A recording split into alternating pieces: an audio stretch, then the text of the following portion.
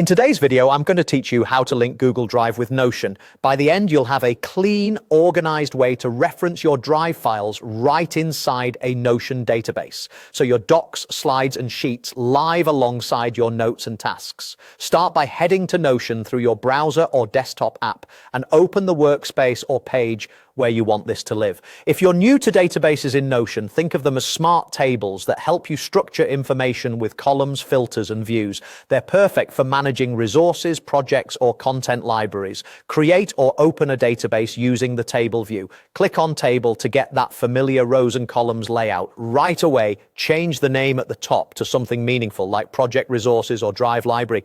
Clear naming makes your workspace easier to navigate later, and it helps teammates immediately understand what the database contains.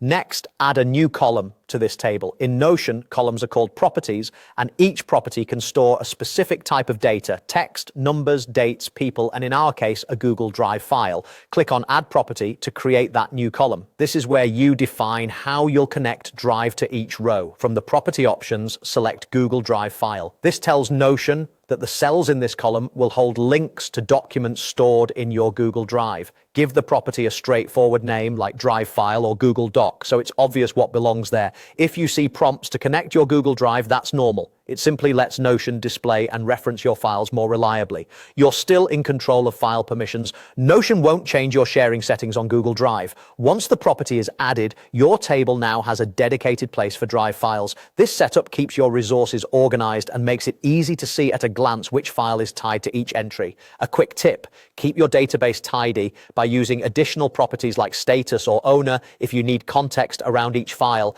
and keep names consistent between Notion and Drive, so searches stay simple. That's all you need for a clean integration. Go to Notion, switch to a table view and rename it for clarity, add a property and choose Google Drive file. With that in place, you can manage your work in Notion while confidently pointing to the single source of truth in Google Drive.